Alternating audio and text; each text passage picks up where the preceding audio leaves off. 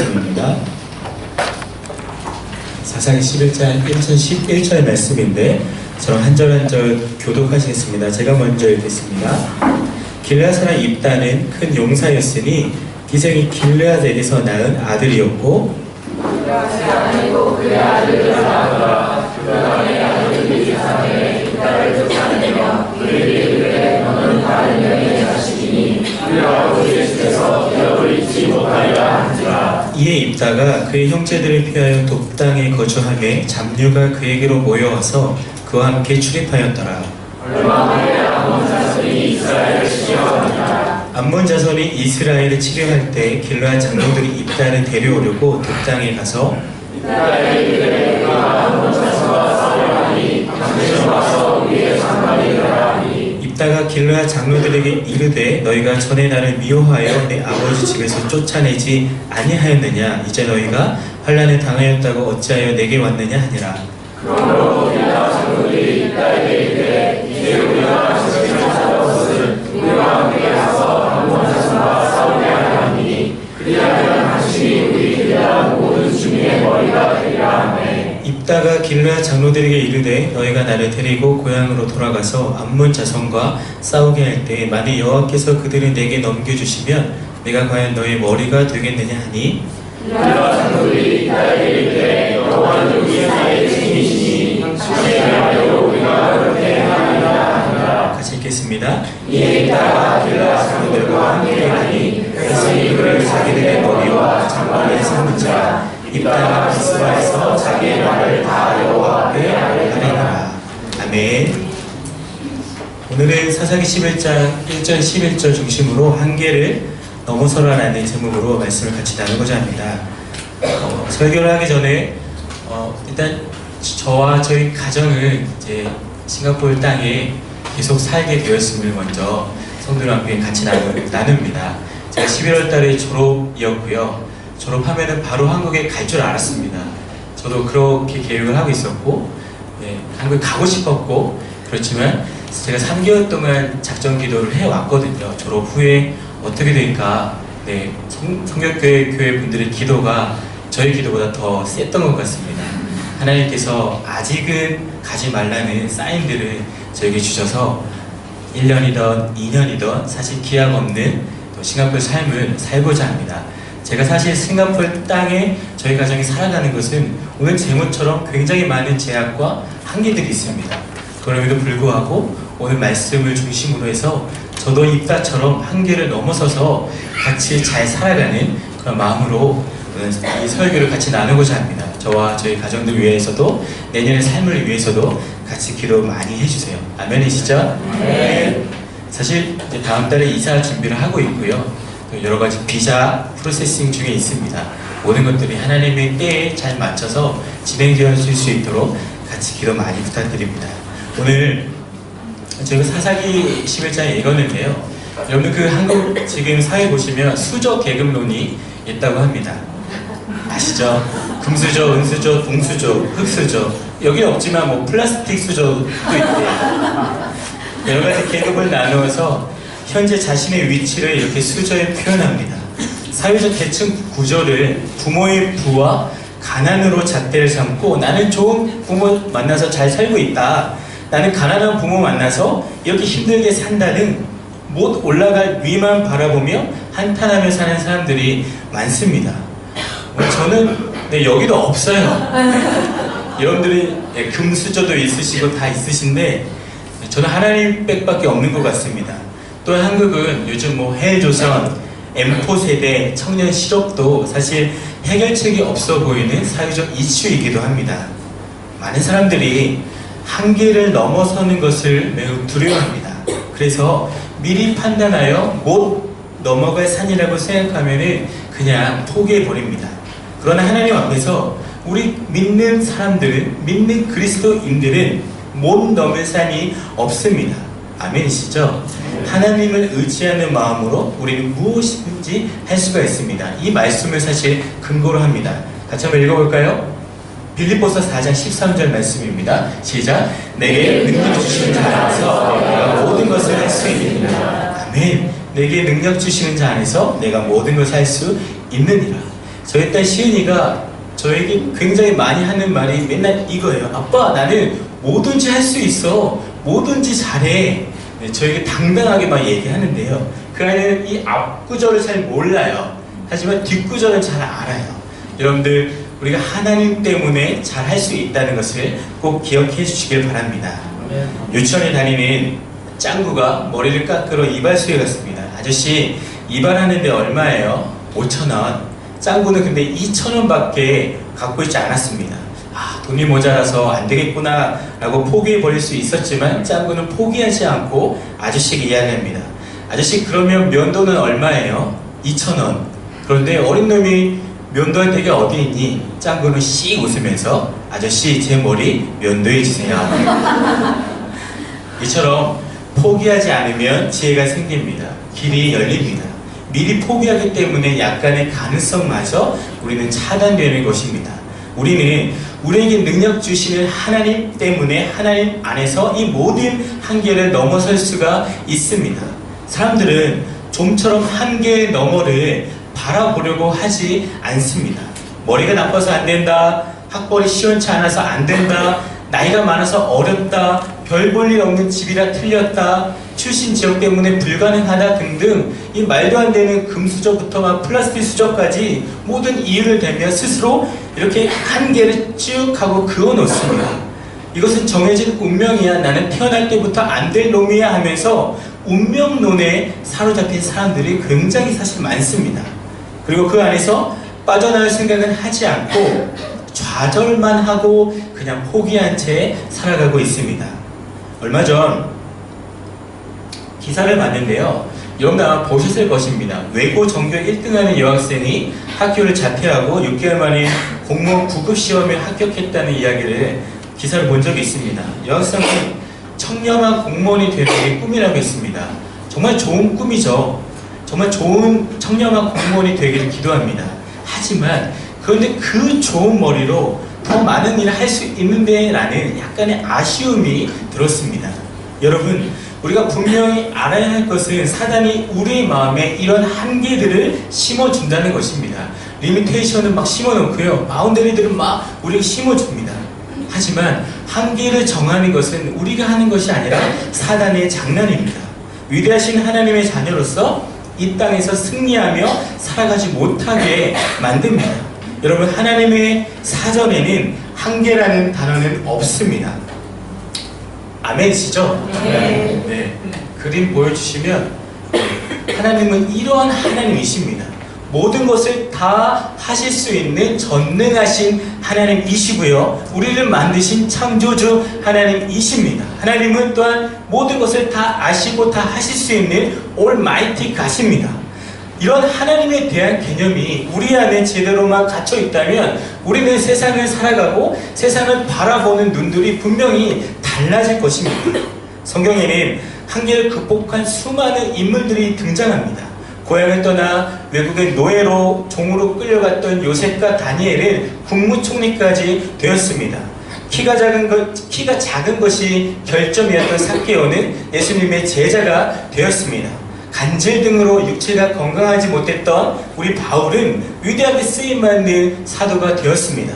또한 성경을 보면은 수많은 성공한 여성 사역자들도 많이 있습니다. 성경에는 신분, 출신, 성별, 신체적 결함 등 이런 것들에 상관없이 하나님께서 쓰시는 사람들이 많습니다. 오늘 사사기에 등장하는 이 주인공인 입다 역시 한계를 극복한 사람 중에 한 명입니다. 입다는 사사기 10장 6절부터 12장 7절까지 등장하는 사람입니다. 여러분, 입다 하면 어떠한 이미지가 떠오릅니까? 저는 입 조심해야 한다. 입이 방정이야. 자기가 내뱉은 말 때문에 자신의 예쁜 딸을 희생 제물로 드린 사람이기도 하죠. 그런 이미지가 있습니다. 입다의 이름의 뜻은 여호와께서 열다라는 이름의 뜻입니다. 입다는 우리가 잘 알듯이 사사입니다. 사사 중에 한 명입니다.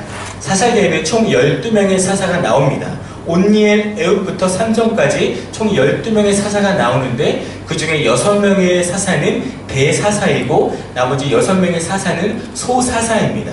대사사는 온니엘, 에훗, 드보라, 기드온, 입다, 삼손을 대사사라고 하고 나머지 6명의 사사들 삼갈, 돌라, 야일, 입산, 엘론, 압도는 소사사라고 합니다. 대사사, 소사사 크고 작은 게 아니라 대사사는 전쟁 같은 스토리가 있는 영웅적인 업적과 스토리가 있는 사람들을 대사사라고 하고 그런 것들이 없는 사사를 소사사라고 합니다. 하지만 입다는 대사사이기도 하고 소사사이기도 한 이 교집합을 가진 독특한 인물이기도 합니다. 우리가 사사기 11장 1절과 2절을 다시 한번 보시면 길르앗 사람 입다는 큰 용사였으니 기생이 길르앗에게서 낳은 아들이었고 길르앗의 아내도 그의 아들들을 낳았더라. 그 아내의 아들들이 자라매 입다를 쫓아내며 그에게 이르되 너는 다른 여인의 자식이니 우리 아버지의 집에서 기업을 잊지 못하리라 한지라 라고 이야기합니다. 입다는 이스라엘의 8번째 사사입니다. 그리고 1절에 보시면 그는 그렇게 출신 배경이 좋지 않습니다. 그의 어머니는 요즘 말로 말하면 술집에서 몸을 파는 사람입니다. 그런 어머니를 둔 자식입니다. 그렇기 때문에 자라나면서 집안에서 굉장히 많은 눈총을 받으며 자라왔던 인물입니다. 입다는 길르앗의 서자이죠. 쉽게 생각하면 홍길동을 생각하면 좋을 것 같아요. 능력이 매우 출중하지만 서자이기 때문에 그렇게 사회에서 큰 역할을 하지 못했던 사람. 길르앗은 또한 마길의 아들이며 므낫세의 손자입니다. 입다는 이 성경에 나오는 것처럼 큰 용사, 즉 용감한 용사입니다. 큰 용사라는 용어는 군사적인 것만은 아니며 저명한 사람이나 지역사회에서 명망 있는 사람, 신뢰할 만한 사람을 큰 용사라고 또한 사용했던 것을 알 수가 있습니다. 이처럼 입다는 다른 어머니로부터 구박을 당했고 이복 형제들로부터 멸시를 받았습니다. 본처로부터 태어난 형제들이 기생의 아들 입다에게 자기 아버지의 유산이 조금이라도 뺏길까봐 염려했습니다. 입다가 쫓겨난 이유는 다른 것이 아니라 유산 때문이었음을 우리가 쉽게 생각할 수가 있습니다. 하지만 당시 시대적 배경은 성전 창기와 일부 다처제가 존재했기 때문에 배다른 아이들이 한 집에 사는 그러한 경우들은 굉장히 사실 흔했습니다. 입다가 단순히 첩의 아들이었다면 그가 그것 때문에 쫓겨나거나 기업을 받지 못할 이유는 없습니다. 첩의 아들도 기업을 상속할 권한이 있었기 때문입니다. 하지만 2절에 보시면 다른 여인의 자식이니 라고 나옵니다. 다른 이란 말은 다른 신들이란 말의 표현에서와 같은 정도의 아주 나쁜 의미를 내포하고 있습니다. 입다의 어머님의 첩도 아니었고 기생이었기 때문에 집안에서는 어떠한 위치도 인정받지 못했습니다. 이처럼 이제 입다는 눈물을 머금고 정든 고향을 떠나 이제 요단강 동북쪽에 있는 돕 지방으로 가서 살게 됩니다. 돕은 그 지도를 보시면 참고하시면 좋을 것 같아요. 돕은 요단강의 건너편 므낫세 동쪽 암몬의 북쪽에 있는 지역일 것입니다. 정확한 위치를 잘 모르는데 그렇게 보고 있습니다. 사사기 11장 3절에 보면은 이에 입다가 그의 형제들을 피하여 돕 땅에 거주함에 잡류가 그에게로 모여와서 그와 함께 출입하였더라 라고 기록합니다. 입다는 새로운 마음으로 마음을 잘 잡고 타향살이를 하려고 했지만 그것 또한 자신의 마음대로 되지는 않았습니다. 잡류라고 표현을 하고 있고 쉬운 성경에는 불황자라고 나와 있고요. 특별히 NLT 버전으로 보시면 레베스라고 분명히 기록을 하고 있습니다. 좋지 않은 사람들이 모여서 함께 살고 있었던 것을 우리가 유추할 수가 있습니다. 이처럼 입다는 행복한 생활과는 거리가 먼 사람이었습니다. 입다를 설명하는 사사기 11장 1절 3절만 봐도 입다는 기생 어머니 둔 자식이었고 이복 형제들에게 축출된 사람이었고 아무것도 소유하지 못한 잡류들, 불황자들, 하류배들과 함께 사는 그런 사람입니다. 여러분 한번 생각해 보십시오. 입다가 스스로 결정해서 또는 자신의 실수로 말미암아 이런 고난을 겪게 된 것입니까? 그렇지 않습니다. 그의 의지와 상관없이 그는 불명예를 가졌고요. 또한 불행한 삶을 계속 살아왔습니다. 아마 이러한 환경에 처하게 되면은 대부분의 사람들이 신세 타령을 하면서 세상을 원망할 것입니다. 정말 태어나는데 이런 집구석에 태어났구나. 차라리 낳지나 말지 왜 낳아서 개고생이냐 하며 집안 원망하고 부모들 욕하고 그렇게 살아왔을 것입니다. 그리고 나는 금수저, 은수저, 동수저도 아닌 그냥 플라스틱이다 하며 그렇게 자신을 저주하며 살아왔을 것입니다. 인터넷에 떠도는 아주 우스갯소리가 있는데요. 금운동은 귀금속이지만 진짜 부자는 땅부자이기 때문에 흙수저가 더 위대하다라고 말하는 사람들이 있더라고요. 어찌됐든 이런저런 핑계와 이유로 자신의 삶을 한탄하며 살아가고 있습니다. 그러나 입다는 달랐습니다. 그는 다른 사람을 조금 더 원망하지 않았습니다. 그리고 주위에 백수들, 불황자들, 장녀들이 몰려들었기 때문에 나쁜 마음만 먹었으면 언제든지 조직을 만들어가지고 자신의 고향을 공격할 수도 있었을 것입니다. 아마 저라면 분명히 그랬을 거예요. 감히 날 버려? 내가 누군데 하면서 힘을 키워가지고 조직을 이끌고 가서 죽어라! 하면서 그렇게 했을 거예요. 목사임에도 불구하고 저는 이런 나쁜 마음들이 많이 있습니다. 하지만 입다는 달랐습니다. 그는 주어진 환경을 자포자기하는 마음으로 살지 않았고 결국 하나님으로부터 쓰임받는 사람을 되었습니다. 그에게는 하나님을 경외하는 신앙이 있었기 때문에 결코 뒤로 물러서지 않았습니다. 그의 이름처럼 하나님께서는 언젠가는 열어주실 것을 기대하면서 하나님으로 인해 반드시 자기에게도 희망이 있다는 것을 굳건히 믿으면서 불행한 환경을 극복하며 살았습니다. 그렇다면 우리도 입다처럼 한계를 뛰어넘는 자가 되기 위해서는 어떠한 자세들이 필요한지 살펴보겠습니다. 첫 번째, 같이 한번 읽을까요? 시작! 믿음과 실력을 키워라. 네, 이 아이처럼 큰 사람을 이길 수 있는 실력을 키워야 됩니다. 입다는 돕당에 차분하게 거하면서 실력을 쌓았습니다. 사사기 11장 4절에서 6절을 보시면 그가 고난 속에서도 좌절하지 않고 실력을 쌓았다는 것을 알 수가 있습니다. 얼마 후에 암몬 자손이 이스라엘을 치료하니라. 암몬 자손이 이스라엘을 치료할 때 길르앗 장로들이 입다를 데려오고 돕당에 가서 입다에게 이르되 우리가 암몬 자손과 싸우려 하니 당신은 와서 우리의 장관이 되라 하니라고 기록합니다. 어느 날 암몬 족속이 이스라엘을 침략할 때 고향에 있는 장로들, 어른들이 돕에 살고 있는 입다에게 찾아옵니다. 입다가 추방된 지 얼마 후에 암몬 자손이 요단강 동쪽 이스라엘 영내에 침입합니다. 그래서 18년 동안 그들을 정복합니다. 10장 8절을 근거로 우리가 유추해 볼 수가 있습니다. 5절 보시면 암몬 자손이 이스라엘을 치료할 때 길르앗 장로들이 입다를 데려오고 돕당에 가서 6절 우리가 암몬 족속과 싸우려 하니 당신이 와서 우리의 장관이 되어 주소서라고 간청합니다. 여러분 이것이 무슨 말입니까? 입다 우리의 군대 지휘관이 되어 주십시오. 저 이방 나라 암몬 군대를 무찌르기 위해서는 당신이 필요하고 당신이 군대 장관이 되어야만 우리가 전쟁에 싸워서 이길 수가 있습니다. 그러니 우리를 도와주세요 라고 간청하고 있습니다. 여러분 이러한 사실을 통해서 우리가 알 수 있는 것은 입다가 최소 18년 동안 군대 장관이 될 수 있을 정도로 준비했던 것이고 실력을 쌓았다는 것입니다. 더구나 적군과 대치하는 상황에서 군대 장관에 임명될 정도의 그러한 실력을 가졌던 것을 보게 되면 입다는 굉장한 실력과 여러 가지 것들을 겸비한 정말 그 1절에서 말한 것처럼 진짜 큰 용사였음을 우리가 알 수가 있습니다. 입다는 절망할 수밖에 없는 환경에서도 절망하지 않았습니다. 주저앉을 수밖에 없는 환경에서도 주저앉지 않았습니다.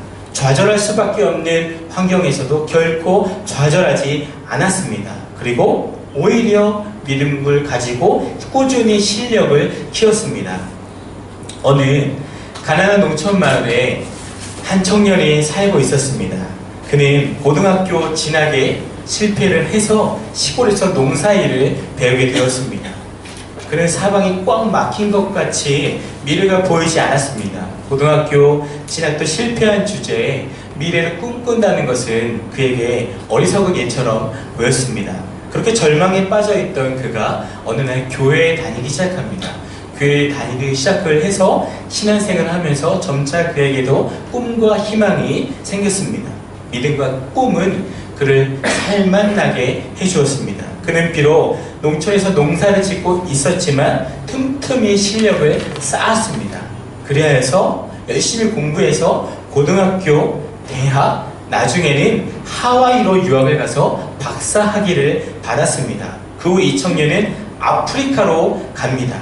과거에 찢어지게 가난했던 그는 기아에 시달리는 아프리카 사람들에게 식량 사정을 획기적으로 개선합니다. 아프리카 사람들에게 꿈을 주었고 위대한 한국인이라는 칭호를 얻게 됩니다.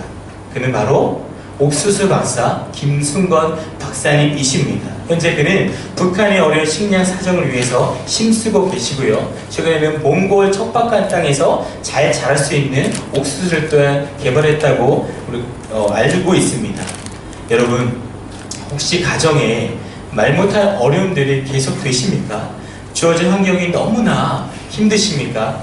지금 고난 가운데 있으십니까? 여러분, 그럼에도 불구하고 결코 낙심하지 마십시오. 지금의 가난이 영원한 가난이 아닙니다. 지금의 불행이 영원한 불행이 아닙니다. 지금의 아픔이 영원한 아픔은 아닙니다. 슬픔 너머에 기쁨이 있고 불행 너머에 행복이 있습니다.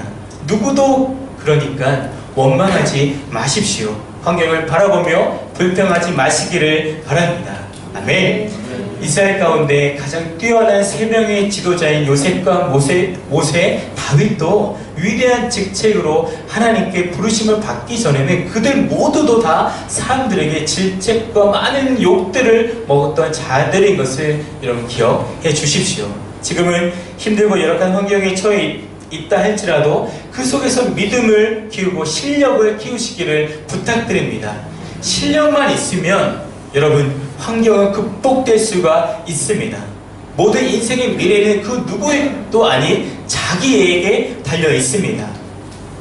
여러분, 요즘은 개천에서 용이 못 나온다고 합니다. 하지만 개천에서 용이 나와야 합니다. 좋은 땅에서만 좋은 사람들이 배출되는 것이 아니라 척박한 땅에서도 30배, 60배, 100배의 역할을 할 수 있는 수많은 실력을 겸비한 젊은이들이 많이 배출되어야만 합니다. 아멘이시죠? 그래서 우리 청년들, 우리 어린아이들 위해서 기도를 많이 해주십시오. 시편 126편, 우리 이 말씀 한번 믿음으로 한번 선포하겠습니다. 시작! 눈물을 흘리며 씨를 뿌리는 자는 기쁨으로 거두리로다. 울며 씨를 뿌리러 나가는 자는 반드시 기쁨으로 그 곡식단을 가지고 돌아오리라. 아멘. 환경을 바꾸려고 하지 마십시오.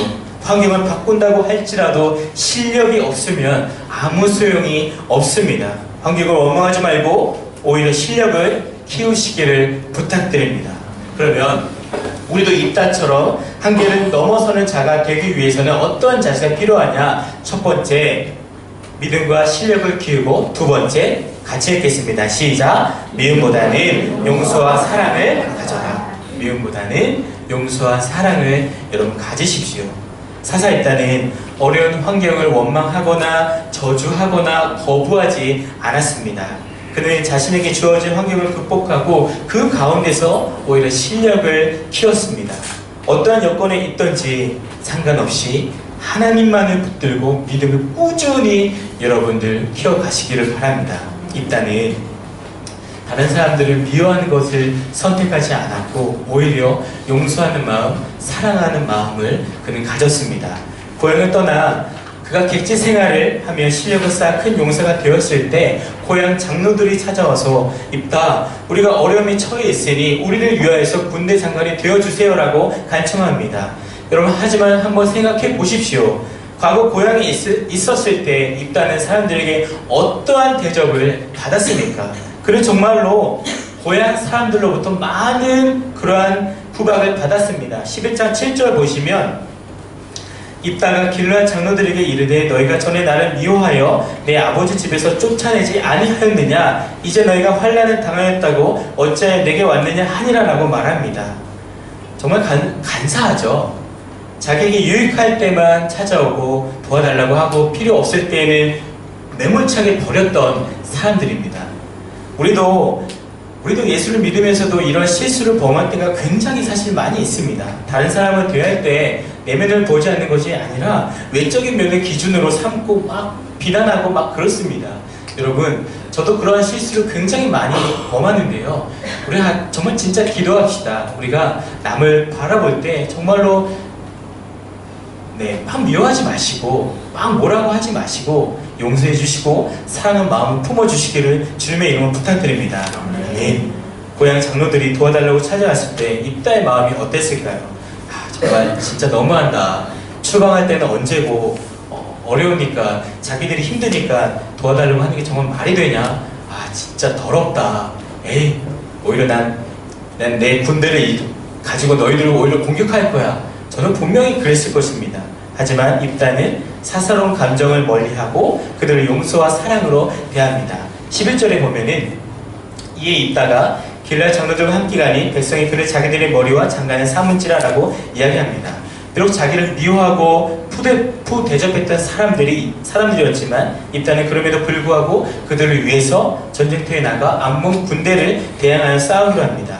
사랑하는 여러분, 바로 이러한 모습이 그리스도인들의 참된 모습의 한 부분입니다. 미움이 아닌 용서와 사랑으로 사는 것이 우리 그리스도인의 본분이라는 것을 여러분 꼭 기억해 주시기를 바랍니다. 세상의 모든 사랑은 나 중심입니다. 사랑뿐만 이겠어요. 다른 것도 다 나 중심이죠. 그러니 조금만 내 기준에 마음에 안 들면 상처를 받고 상처를 줍니다. 그래서 안 좋은 일들이 많이 생깁니다. 그러나 하나님의 사랑은 다릅니다. 하나님의 사랑은 아가페 사랑입니다. 용납해 주시고 받아주시고 이해할 수 없음에도 불구하고 이해해 주시는 그 하나님의 사랑이 바로 아가페 사랑입니다. 한 주간 우리에게 누군가에게 내가 용서와 또한 사랑을 줄 사람이 생각난다면 찾아가서 말씀해 주시고 기도해 주십시오. 이것이 참된 그리스도인들의 모습입니다. 김구 선생님이 만주에서 독립운동을 할 때 일본의 헌병이 한국 청년을 매수해서 김구 선생을 암살하려는 지령을 내렸습니다. 그러나 이 청년은 얼마 안 가서 붙잡혔고 청년을 처형하기 직전에 김구 선생에게 데리고 옵니다. 선생님을 암살하려고 했던 그 사람입니다. 했더니 김구 선생은 그 자리에서 이 청년을 용서해 주라고 얘기합니다. 그러면서 그 청년에게 다가가서 내가 만나고 싶어도 만나지 못한 한국 청년을 이렇게 만나게 되니 너무나 기쁩니다 라고 말하면서 그 청년을 꽉 안아주었습니다. 그로 인해 이 청년은 독립군이 되어서 끝까지 충성했다는 이야기가 전해지고 있습니다. 이처럼 오늘날 우리에게 필요한 것은 비난하고 정죄하고 미워하는 것이 아니라 용서하고 사랑인 것을 여러분 기억해 주십시오. 다른 사람을 미워하는 것은 그에게 상처를 주기도 하지만 자기 자신에게도 굉장히 고통됩니다. 그러나 남에게 관용을 베풀면 베푼 만큼 나에게 돌아옵니다. 우리 이 성경 말씀 두 구절에 있는데요. 에베소서와 골로새서 말씀이 있는데 우리가 이 말씀을 잘 알고 있지만 이 말씀대로 사는 것은 굉장히 어렵습니다. 하지만 우리가 한번 말씀을 읽어보고 조금 실천했으면 좋겠습니다. 위의 말씀을 같이 한번 읽겠습니다. 시작! 서로 친절하게 하며 서로 용서하기를 하나님이 그리스도 안에서 너희를 용서하신 것 같이 하라. 다음 말씀 누가 누구에게 불만이 있거든 서로 용납하여 피차 용서하되 주께서 너희를 용서하신 것 같이 너희도 그리하고. 아멘. 진짜 말씀이 그냥 말씀 안으로 끝나는 것이 아니라 저 말씀을 우리가 좀 고민하고 어떻게 실천할까 묵상하는 한 주간이 되기를 바랍니다. 입다는 미움이라는 그런 자신의 한계를 용서와 사랑으로 극복합니다. 이것이 바로 하나님의 마음을 움직이는 아름다운 모습입니다. 그러면 우리도 입다처럼 한계를 넘어서는 자가 되기 위해서는 믿음과 실력을 키우고 믿음보다는 용서와 사랑을 가지고 마지막 같이 읽겠습니다. 시작! 하나님의 능력을 신뢰하라. 하나님의 능력을 신뢰할 때 우리도 한계를 넘어설 수가 있습니다. 입다는 전적으로 하나님의 능력을 신뢰한 사람입니다. 11장 1절 우리가 보시면 길랄 사람 입다는 큰 용사라고 합니다. 그는 자타가 공인하는 큰 사람이었습니다. 누구도 대적할 수 없는 큰 힘과 지략과 그런 용기를 가진 자입니다. 그러나 그는 전쟁터에 나가서 나는 이렇게 힘을 세니 나는 잘 싸우니 나를 믿고 나를 따라와라. 내가 꼭 전쟁에서 이길 것이야 라고 말을 하지 않았습니다. 9절 이후에 보면은 입다가 길르앗 장로들에게 이르되 너희가 나를 데리고 고향으로 돌아가서 암몬 자손과 싸우게 할 때 만일 여호와께서 그들을 내게 넘겨주시면 즉 주께서 과연 암몬 자손을 내 손에 붙이시면 이란 말을 합니다. 입다는 지금 싸움에서 이기고 지게 하시는 분이 자기가 아니라 하나님인 것을 분명히 고백합니다. 자신의 힘을 과시하지 않고 철저하게 하나님의 능력을 선포합니다. 그는 하나님께서 그들을 자기 손에 붙이시면 이길 것입니다 라고 승리는 자신에게 있지 않다고 말을 합니다. 입다는 아르논 강에서부터 압복강에 이르는 넓은 땅에 대한 이스라엘 소유권을 확인시키기 위해서 암몬 족속과 먼저 대화로 풉니다. 성경의 뒤를 보면은 입다가 찾아가서 제안을 합니다. 대화로 풀지만 그 대화를 받아들이지 않았기 때문에 결국 전쟁까지 합니다. 물론 전쟁을 통해서 승리를 하게 됩니다. 우리가 한계를 극복할 수 있는 비결은 바로 여기에 있습니다. 인생을 살아갈 때 내 힘과 내 능력과 내 경험과 지혜로 성공하는 것 같지만 성공하게 해주시는 분은 바로 내가 아니라 하나님이십니다. 하나님이 도와주셔야 성공할 수가 있고 우리의 한계를 극복할 수가 있습니다. 여러분, 만약 자신의 능력으로 성공하는 것이라면 우리는 많이 배우고 경험이 풍부한 사람들이 무조건 100% 성공할 것입니다. 하지만 그렇지 않죠. 하나님의 축복의 바람을 불어주셔야만 성공합니다. 하나님께서 내 뒤에 계셔서 내 뒤에서 팍팍 밀어주셔야만 우리가 앞으로 나아갈 수가 있습니다. 잠언 16장 9절 말씀 우리 한번 같이 한번 읽어볼까요? 시작! 사람이 계획할지라도 그의 걸음을 인도하시는 이는 아멘. 하나님이 도와주셔야만 우리가 살아갈 수가 있다는 것을 여러분 잊지 마십시오. 모든 인간들은 하나님으로부터 부여받은 각각 자기의 다른 인생의 출발점들을 지니고 있습니다. 그러니 자신의 배경 때문에, 모습 때문에 식구들을 원망하지 마시고 하나님을 원망하지 마십시오. 도우실 것을 기대하면서 묵묵히 자신의 때를 준비해 가시며 믿음과 실력을 키우시기를 바랍니다. 하나님의 자녀들은 모두가 다 태어날 때부터 금수저일 수밖에 없습니다. 왜? 천국은 바닥이 금이에요. 금으로 깔려있는데 금수저가 뭐가 중요하겠습니까? 더 좋은 수저를 가지고 태어나신 자가 바로 여러분인 것을 기억하시기를 바랍니다. 아멘. 출신, 배경, 신분, 학력 이런 것들이 하나님께는 중요하지 않습니다. 여러분, 성경을 통해 우리가 분명히 알고 있지 않습니까? 일개 목동이 왕이 됩니다. 종으로 끌려온 사람들이 좋은 고위 관직들이 됩니다. 사람들에게 손가락질 받았던 사람들이 하나님의 제자가 되어서 큰 일을 감당하는 것들을 많이 볼 수가 있습니다. 하나님이 함께 하시느냐 그렇지 않느냐가 성공한 인생이냐 실패한 인생이냐를 판단하는 기준이 되는 것입니다. 인생에서 확실한 열매를 맺는 것은 확실한 승리를 주시는 하나님 바라보는 것밖에 없습니다. 사사 입다에게는 그런 믿음이 있었습니다. 주님이 함께 하시면 능히 암몬 족속을 이길 수 있다는 그에게는 분명한 확신이 있었습니다. 여러분, 목표를 향해 앞으로 나아가기를 원하십니까? 그렇다면 먼저 하나님께 기도해 보십시오. 승리하게 하시는 주님을 향한 확고한 믿음이 먼저 있기를 주님의 이름으로 부탁드립니다. 아멘. 사사 입다는 오늘날 이 시대를 살아가는 우리에게 굉장히 좋은 모델이 됩니다. 삶의 기준이 됩니다. 불우한 환경, 고난의 환경 가운데서도 절망하는 사람들에게 한계를 극복하는 좋은 롤모델이 되어줍니다. 여러분, 지금 어떤 환경에 처해 계십니까? 한계를 극복한 입다처럼 여러분들 믿음의 선배들이 되시기를 바랍니다.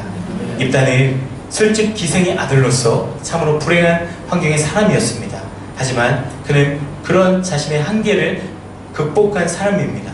로마 제국의 영웅이라고 칭하는 카이사르 황제는 간질 환자였습니다. 가장 위대한 황제라는 아우구스투스는 심한 위궤양으로 평생을 고생했습니다. 2차 세계대전 때 영국 공군의 영웅인 더글러스 베이더라는 그 사람은 두 다리를 절단하고 의족을 끼운 채 최고의 조종사가 되었습니다. 미국의 버클러 박사가 신학교 교수로 있을 때 히라버 최고점을 받은 사람은 시각 장애인이었습니다. 그에게 비결을 물어보았더니 우리가 처음에 읽었던 빌립보서 4장 13절 말씀을 고백합니다. 내게 능력 주시는 자 안에서 내가 모든 것을 할 수 있었습니다. 우리도 능력 주시는 주님 안에서 한계를 극복할 수가 있습니다. 짧은 동영상 하나를 보면서 설교를 마무리하고자 합니다. 자신의 키보다 높은 핀틀 넘기에 도전하는 학생, 힘껏 뛰어보지만 자기 가슴 높이밖에 닿지를 못했습니다.